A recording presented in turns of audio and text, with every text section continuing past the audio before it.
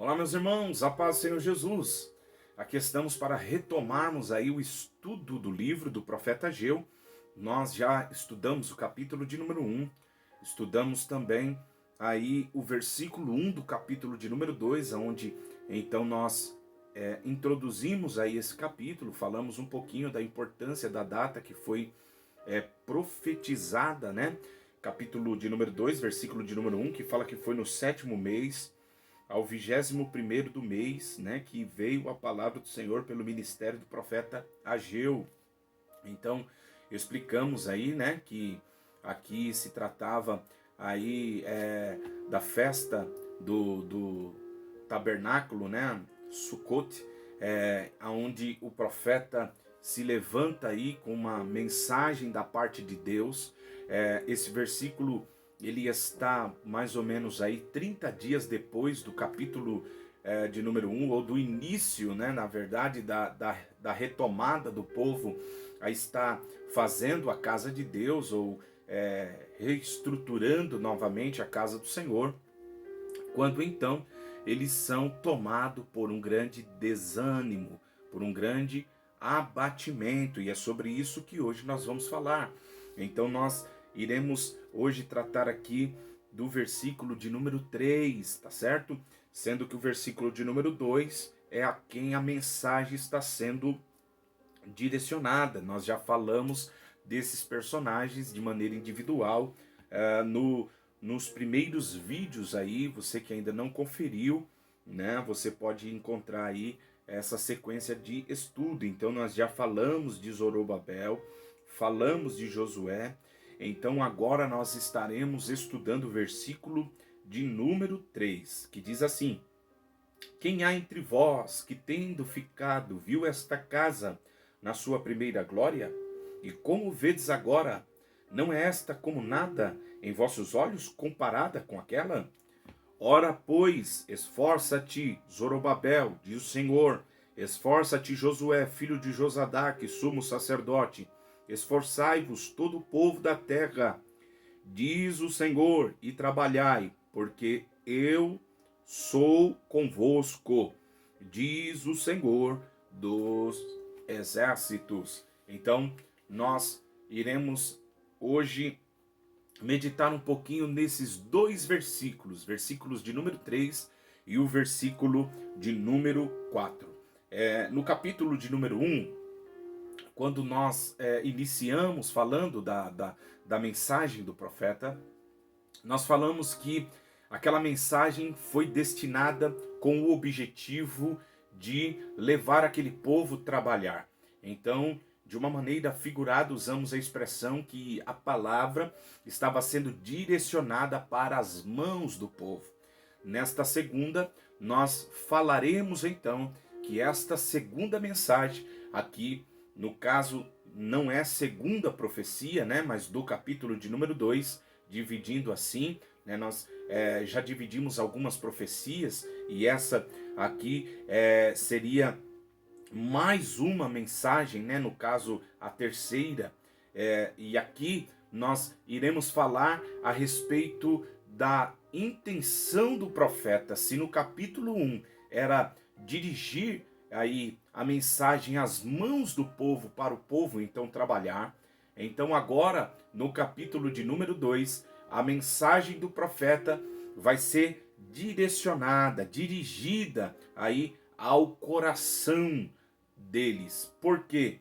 Porque eles haviam iniciado, mas passado aí quase um mês depois que o povo havia tomado as ferramentas nas mãos e iniciado novamente aí a obra da casa de Deus, o desânimo tomou conta daqueles construtores.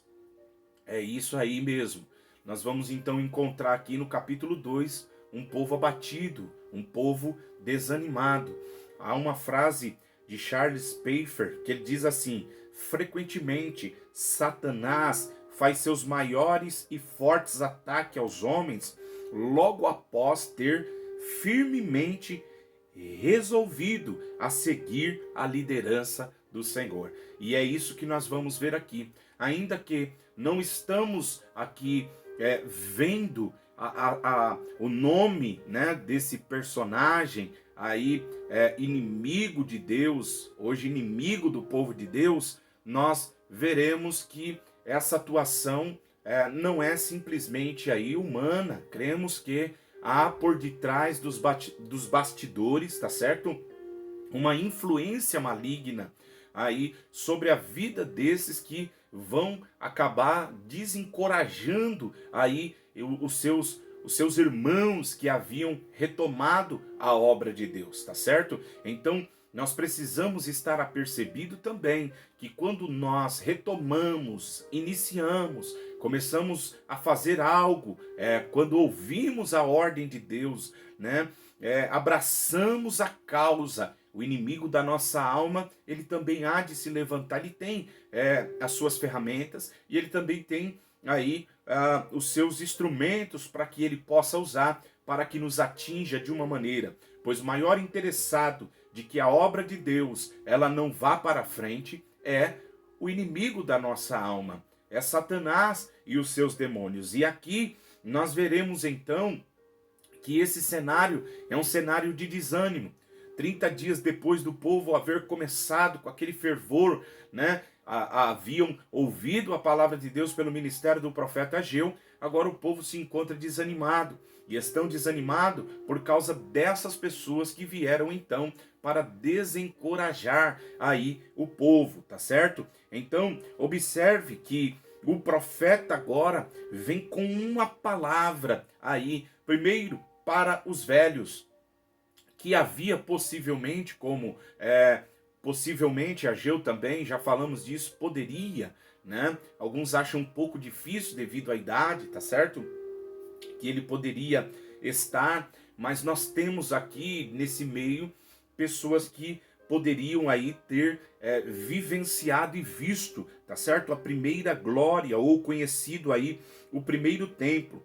E agora eles estavam diante de um templo que havia ausências. Nós já falamos dessas ausências também que havia nesse templo, tá certo?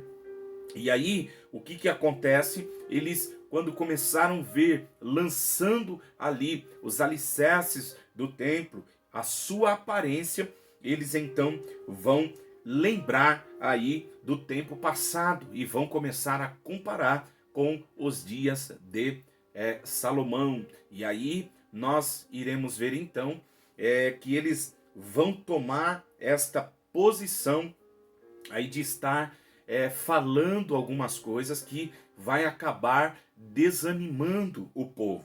O Champlin, em seu comentário, ele diz que essas pessoas aqui haviam conhecido o templo, alguns pessoalmente e outros através de literatura e de tradição oral, e por isso ridicularizavam a ideia desse segundo templo, tá certo? Ele dá base aí de Esdras, capítulo de número 3, né? Como já explicamos aí dessa ligação entre esses livros aí, tá certo?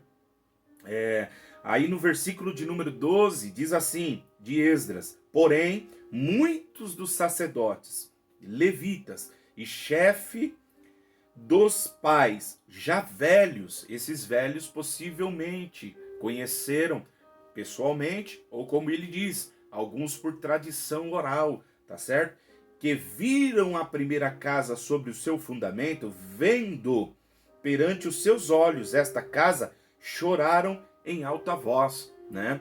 Aqui o Aiden Wisber diz que possivelmente o Ageu, ele pode ter visto também aí o templo de Salomão, mas ele não estava no meio daqueles que estava chorando de tristeza ao ver a aparência daquele templo. Ele estava no outro grupo, que é onde ele vai se levantar para profetizar aí, para trazer um consolo, um ânimo para o povo, tá certo? A Bíblia diz ainda no versículo 12, final do versículo: mas muitos levantavam a voz com júbilo e com alegria. Então observe que havia dois grupos, um de velhos e outro de novos. Uns que haviam vivenciado aí o tempo de Salomão e a sua glória, e outros que não havia conhecido. Os que haviam conhecido estão tristes, estão abatidos, né? Estão voltando ao passado e comparando com aquilo que eles estavam vivenciando. E por que nós então veremos que eles vão estar desmotivando eles a darem continuidade na reconstrução? Por dois motivos. Observe aí o porquê eles estavam então desestimulando aí a reconstrução. Primeiro, porque não existia os mesmos recursos do primeiro templo.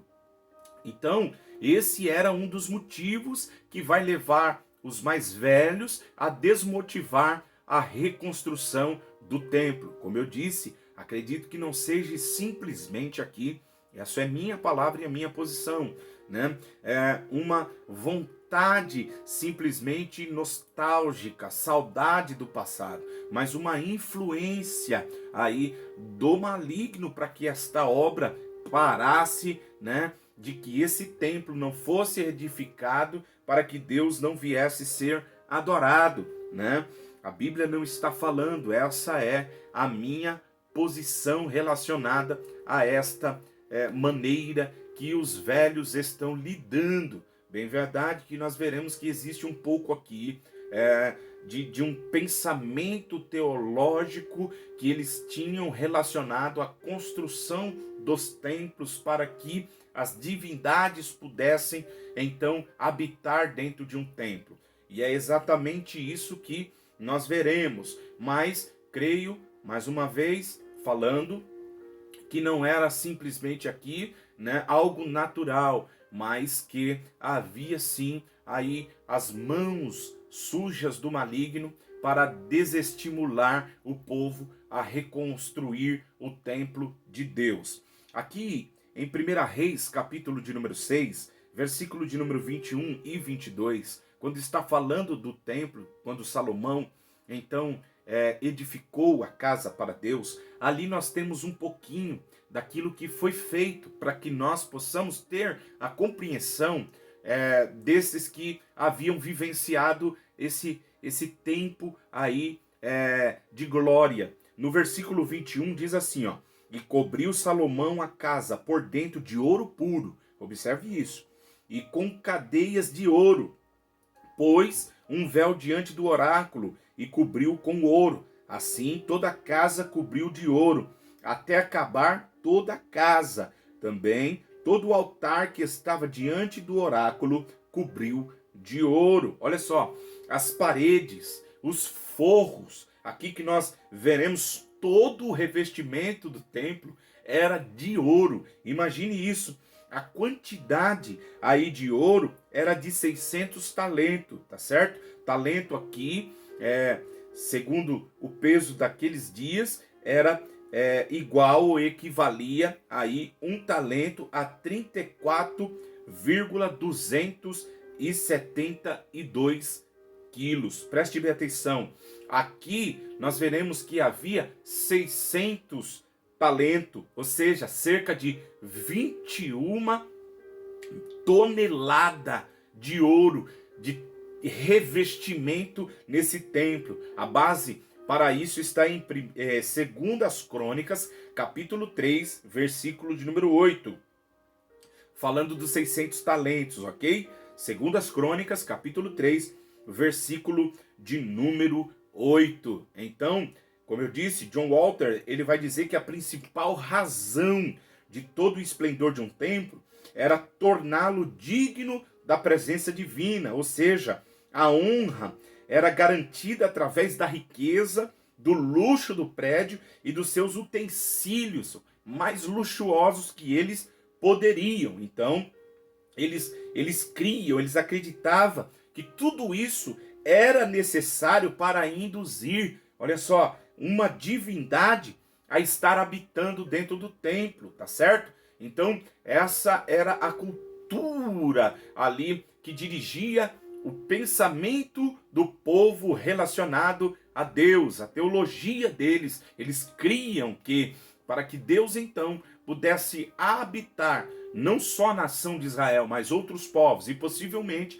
Israel ou os hebreus tomaram aí esse pensamento também de imaginar que era necessário que a casa fosse verdadeiramente um lugar luxuoso. Sendo assim, esses que haviam nos dias de Salomão visto aquela glória, visto aquela casa, aquele templo, né, todo revestido de ouro, de prata, material do melhor, tá certo? Eles então começaram a desmotivar ali aqueles que estavam reconstruindo, tá certo? Então, esse era o primeiro motivo, mas nós veremos que há um segundo motivo, que era a falta dos artífices, tá certo? Os profissionais que trabalhavam aqui no ofício manual, os artesãos.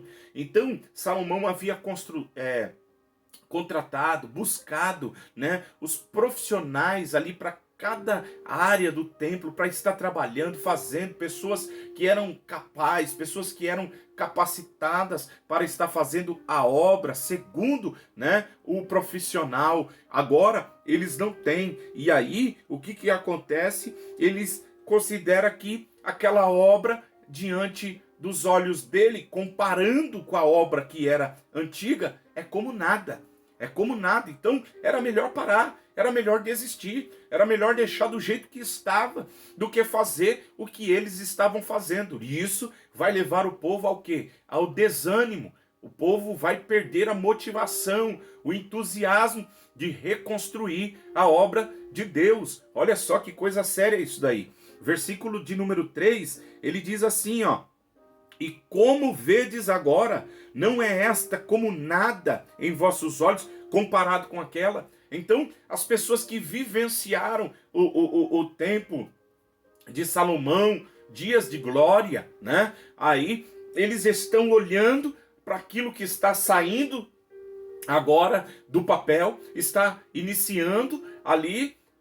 E eles comparam aquilo como nada, aquilo para eles é como nada. Olha que coisa séria. Eu quero chamar aqui a sua atenção a um ponto para você que está envolvido em alguma coisa na obra de Deus, ou que está fazendo alguma coisa, observando aí a respeito desse grupo de pessoas que eram desestimuladores, pessoas que acabaram desestimulando, desanimando esses com palavras. Observe aí que nós precisamos entender que palavras podem, com toda certeza, desmotivar. Então nós precisamos tomar muito cuidado. Nós precisamos ter muita sabedoria. Por quê? Observe que fora Deus que havia dado a ordem para que o povo retomasse a obra. E agora os anciãos, aí, os mais velhos que conheceram o primeiro templo, estão aí cheios de autoridade e falando coisas que não devem. Eles estão falando, como eu já disse, ou simplesmente na carne, ou motivado aí por uma força por detrás deles aí maligna. Por quê? Porque a ordem de Deus era para que eles reconstruíssem. E nós não vamos ver aqui que Deus tem uma preocupação de que eles viessem fazer aqui melhor que o de Salomão, igual com o de Salomão. Nós não vemos isso. Pelo contrário, o que nós vemos aqui é que eles deveriam fazer. A ordem de Deus é para que eles colocassem a mão no arado e trabalhassem. Independente aqui de nós estarmos fazendo comparações. Deus não faz, mas eles começam a fazer. E nós vamos aqui então ver que esse grupo aqui, eles têm pelo menos duas características que eu gostaria de destacar, que nós precisamos entender quando nós estamos também envolvidos em um projeto de Deus, tá certo? Primeiro, nós veremos que esse grupo aqui de anciãos que haviam vivenciado ou conhecia por tradição oral aí o templo, eles aqui eram pessoas pessimistas, tá certo? Pessoas pessimistas, que estão olhando para o que eles estão fazendo e eles estão dizendo assim, ó, se for para ser desse jeito, não faz, né? Vamos deixar, porque nós vivemos já um tempo aí que foi uma glória, né? Então, nós vamos agora fazer. Então é melhor nós desistirmos, parar. Para que vocês vão colocar a mão no arado? Para que vocês estão se esforçando? Olha só, são pessoas extremamente pessimistas, tá certo? Eu acho interessante uma frase aí do filósofo Mário Cortella, que ele diz assim, ó: a melhor maneira de não se fazer nada é acreditar que nada pode ser feito. Olha que interessante. Então, nós vemos que esses pessimistas são desse jeito, né? A melhor forma de não fazer nada, tá certo? É acreditar que nada pode ser feito. E é o que eles estão fazendo. E eles não só estão acreditando que não poderiam fazer, como eles também estão desestimulando aqueles que estão fazendo. Então, quantas pessoas também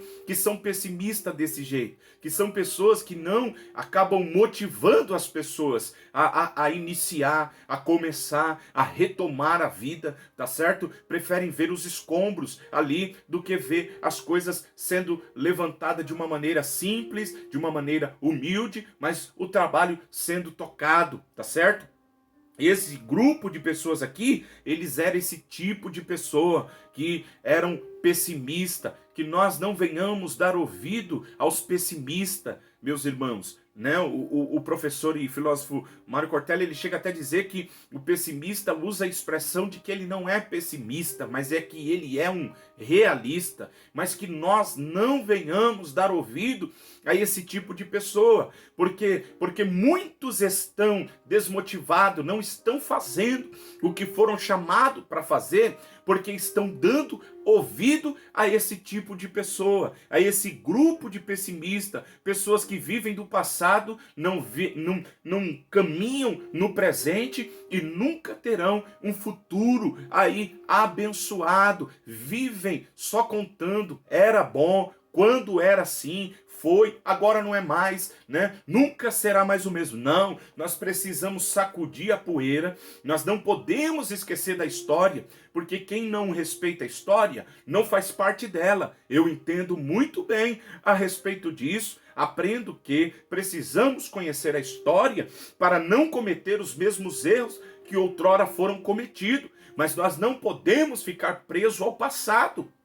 É tempo de reerguer, é tempo de trabalhar, né? E aí nós iremos então encontrar pessoas que vão ficar contando apenas história do passado e não age no presente. São pessoas pessimistas, são pessoas que estão aí presas, né, ao passado, mas nós precisamos nos levantar. Então tome cuidado com pessoas desse tipo. Segundo, eram pessoas aí que estavam vivendo de comparação. Nós temos que tomar muito cuidado com as comparações. Por quê? Porque existe um tempo determinado para cada coisa, tá certo? Então, esse tempo que Salomão ele fez naquele tempo, usando aquele recurso, né, da maneira em que Deus preparou, e a gente vê que o cenário foi preparado por Deus, foi Deus que preparou tudo, foi Deus que preparou Salomão, falou para Davi, a intenção era de Davi, foi Deus que foi tocando, né, no coração, foi juntando o povo, material, da onde vinha ouro, da onde vinha prata, né, ali, esses artífices, esses profissionais, nós vamos ver que tudo fazia parte ali de um tempo, de um propósito. Aqui é outro tempo, aqui é outro propósito, mas Deus escolheu pessoas para aquele tempo. Para os dias de Salomão, foi Salomão, mas para os dias de Zorobabel, de Josué e demais do povo, era eles que ali estavam, que haviam sido escolhidos para aquela obra. Mas o que acontece, nós vamos ver que eles fazem, então, comparação, eles ficam presos nas comparações. Olha, mas lá tinha, esse não tem, mas lá era. Nós temos que tomar muito cuidado com as comparações. Por quê? Porque quando nós focamos no outro, naquele, né, nós perdemos a visão do que devemos fazer. Então, nós ficamos presos aí a algo que já passou o tempo e não conseguimos fazer o que devemos fazer no nosso tempo. Eu li uma frase de Randy Morrison, muito interessante. Ele diz assim, ó: quando nós passamos quando nós passamos muito do nosso tempo, isso mesmo, focando no que os outros não fazem ou fizeram, perdemos de vista o que fomos chamados para fazer em nossa vida. Deixa eu ler de novo essa frase do pastor Randy Morrison. Ele diz que quando nós passamos muito do nosso tempo focando no que os outros não fizeram ou fizeram também, perdemos de vista o que fomos chamados para fazer em nossa vida. E é exatamente o que eu vejo aqui nesse texto. Eles estão perdendo tempo de fazer o que foram chamados para fazer, porque eles estão olhando para aquilo que outros haviam feito em outro tempo. E essa influência, ao invés de ser uma influência positiva, se torna uma influência negativa no sentido de estar comparando. Toda comparação é muito perigosa. Então nós temos que entender que Deus usa cada um de uma maneira, cada tempo tem os seus benefícios, as suas dificuldades, mas são tempos específicos. E nós precisamos entender isso.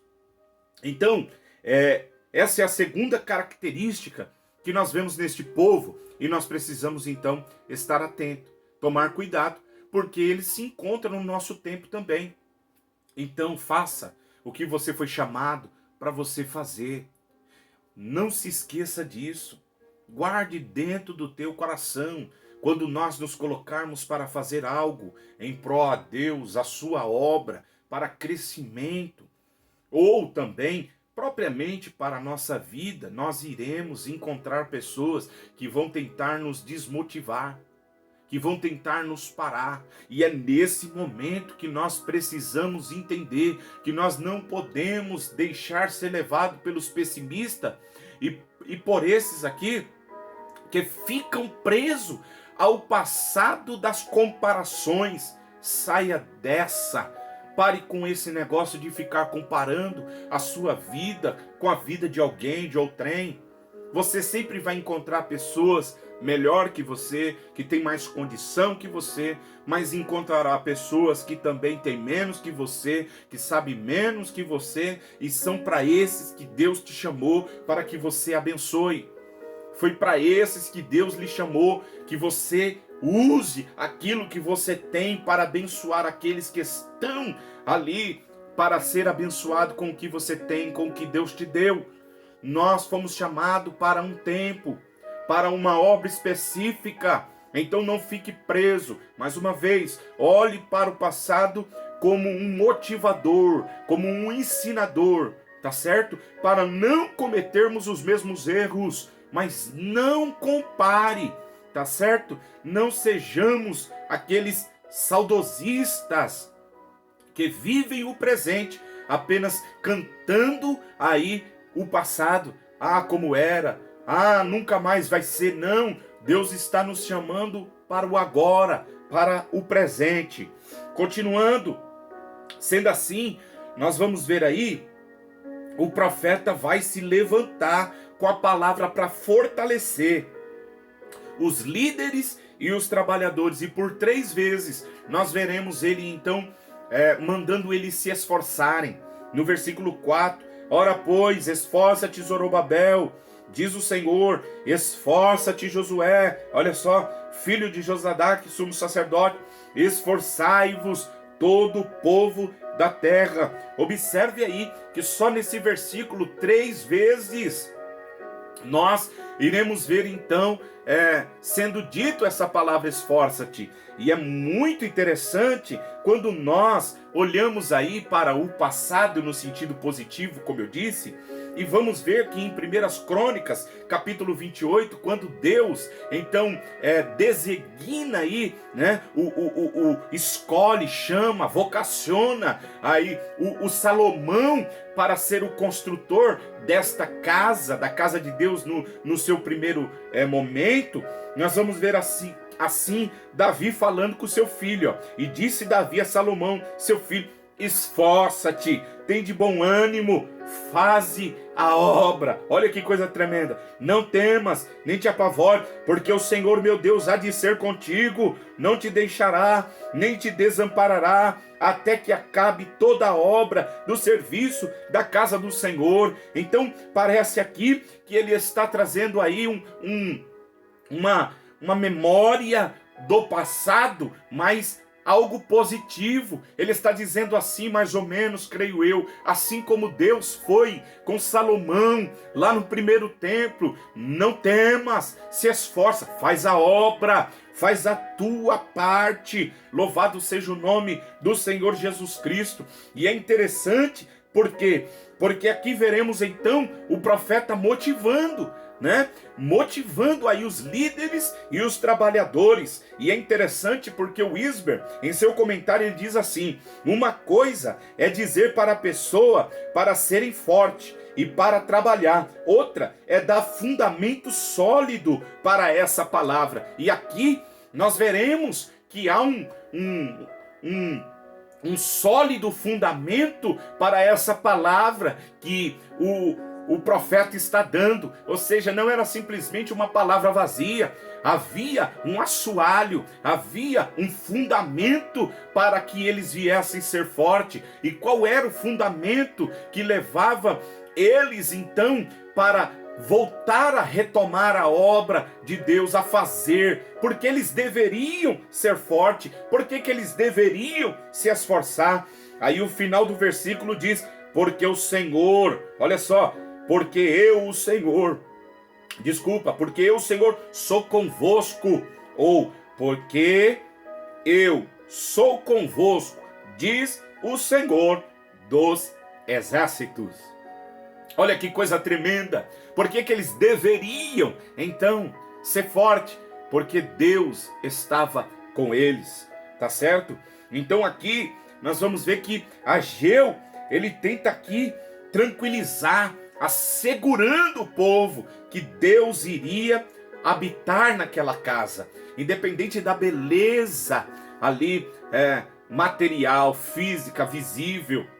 Independente de tudo isso, o que Deus estava pedindo não era uma casa como a de Salomão, que Salomão fez, repetindo, mas era uma casa onde ele viesse então habitar. Então Deus queria que o povo trabalhasse, e é aqui que o profeta garante que o resultado do sucesso estava em Deus estar com ele. Por quê? Mais uma vez, Wisber, em seu comentário, ele diz, né? O mesmo ministério seria realizado em seus altares, a mesma adoração seria oferecida ao Senhor. Os tempos mudam, mas o ministério continua. O que Deus queria era o sacrifício em cima do altar, era o ministério sendo ali oficializado, o povo adorando a Deus. Os tempos passam, momentos e fase boa passa. Às vezes entramos em crise e Deus, ele não estava preocupado com a aparência. Depois veremos ele dizer que ele é o dono do ouro e da prata, que mais preocupado do que com a aparência, do que com a beleza, Deus queria que o povo construísse, trabalhasse, fizesse a obra de Deus. E o importante para o povo era entender que Deus estava com eles. Isso é algo maravilhoso. Por isso, eu gostaria aqui de falar a respeito um pouquinho dessa designação do Senhor dos Exércitos que ele usa aqui, pois essa expressão aqui, Jeová Sabaote, quer dizer que ele é, né? Ou ele tem um exército, não só um, mas nós veremos constantemente aí esses diferentes usos designado a esse exército. Nós veremos exército de anjo, veremos exército de pessoa e exército de estrelas e corpos celestes. O que é interessante é que ele vai dizer que todos estão debaixo do teu controle soberano. E Deus está falando, Senhor dos exércitos, o Senhor que controla os anjos, o Senhor que controla os homens, o Senhor que controla aí os corpos celestes, as estrelas. Eu estou com vocês, o Senhor da batalha, o Deus da guerra. Louvado seja o nome do Senhor Jesus, o Luz Benkoff, em sua teologia sistemática, ele fala a respeito dessa designação de Senhor dos Exércitos. Ele diz assim: Senhor dos Exércitos é o Deus como o Rei da Glória, cercado de hostes angelicais, governa o céu e a terra nos interesses do seu povo e recebe glória de todas as suas criaturas. É esse Deus que está falando com esse povo. Parece que Deus está dizendo assim: vocês precisam entender que se eu quisesse, simplesmente faria, entendeu? Mas eu quero que vocês façam, e para mim não importa a qualidade no sentido do que vocês estão fazendo comparada com a glória passada. O que eu vou querer é um coração aí quebrantado, contrito. Por quê? Porque ele vai falar do futuro, que brevemente aquela casa seria ou receberia uma glória maior, que seria Jesus entrando dentro daquele templo nos dias ali de Herodes, aquele templo que levou 46 anos para ser edificado, que era uma glória também, e faz uma relação com o templo futuro do milênio, onde a glória de Deus ela vai resplandecer nesse lugar. Então é esse Deus que está motivando aí o povo, tá certo?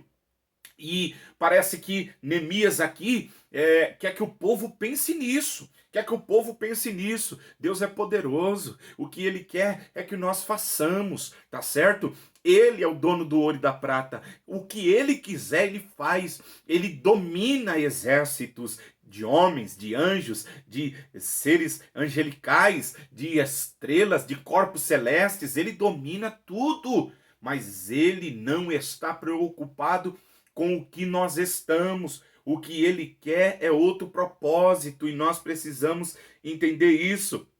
E Ageu queria que o povo pensasse nisso, no quê? O edifício restaurado não tinha nada de resplendor do templo de Salomão, mas ainda assim era a casa do Senhor, construída de acordo com seu plano e para a sua glória. É isso que nós precisamos entender. Por isso que já falei da comparação. Nós precisamos trabalhar no nosso templo, no nosso tempo, tá certo? Por quê? Porque faremos não baseado naquilo que achamos, mas segundo a vontade de Deus, porque é Ele que vai nos dar recurso, é Ele que vai nos dar a condição, é Ele que vai mover tudo, tá certo? Champlin diz que a lição desse versículo é: cada indivíduo é chamado para realizar a sua missão ao máximo da sua capacidade. Olha que coisa tremenda.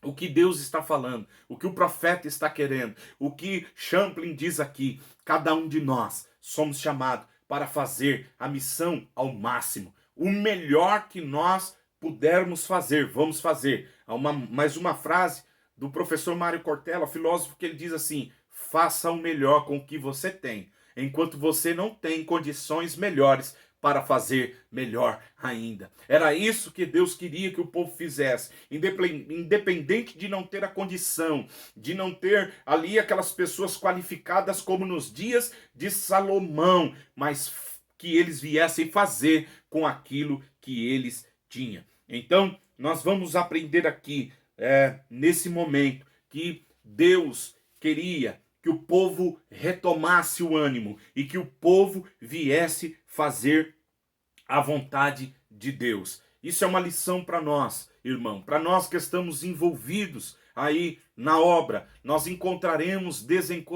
desencorajadores, encontraremos pessoas que vão fazer de tudo para tentar nos desanimar, para tentar comparar, às vezes, aquilo que nós estamos fazendo com coisas além daquilo que nós podemos fazer. Mas Deus não está pedindo que você faça igual ao de ninguém, mas que você faça o melhor que você pode com o que você tem. Que nós possamos entender que esse era o foco, né, de Ageu estar profetizando para o povo. Que nós possamos olhar para este texto e aprender com esta lição. Não permita que os desencorajadores desanime você. Não pare por causa de comparações. Não pare por causa de pessimista. Mas faça o melhor que você pode, com o recurso que você tem. Porque Deus vai estar com você nessa obra. independente de, Deus estará com você. Faça o que você foi chamado para fazer no tempo que Deus determinou que seja feito. Mas entenda que teremos as nossas batalhas, teremos as nossas oposições, como nos dias de Esdras, como agora nos dias de Zorobabel e Josué, e como Neemias também terá. Mas nós venceremos se não abaixarmos a nossa cabeça e crermos na palavra do Senhor. Nós continuaremos estudando, falando do versículo 5 em diante até o versículo de número 9 do capítulo de número 2 de Ageu. Eu quero convidar você para continuar conosco e não se esqueça, você que não é inscrito no canal, se inscreva, deixa o seu like por isso, pois isso nos ajuda a alcançarmos pessoas aí que estão também desejosas de ouvir a palavra de Deus. Compartilhe esse vídeo se você puder. Divida aí nos grupos aí da sua igreja, que eu tenho certeza que Deus vai falar com alguém. Que Deus abençoe. Até o próximo, em nome do Senhor Jesus.